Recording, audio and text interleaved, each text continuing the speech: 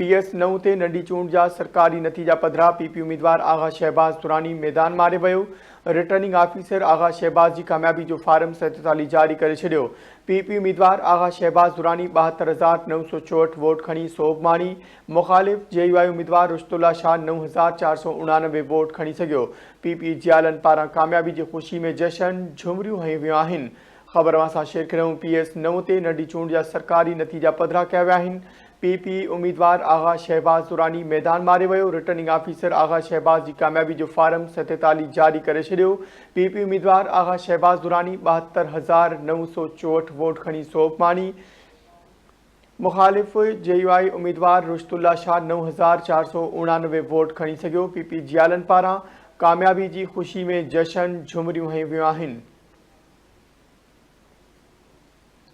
ख़बर शेयर करूं। PS9 ते नंढी चूंड जा सरकारी नतीजा पधरा। PP उम्मीदवार आगा शहबाज दुरानी मैदान मारे वरितो आहे।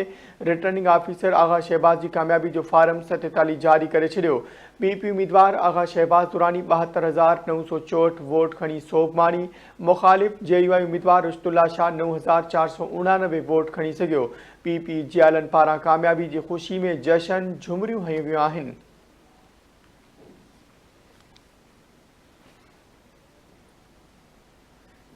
PP उम्मीदवार आगा शहबाज दुरानी 72,964 वोट खणी सोभ माणी आहे।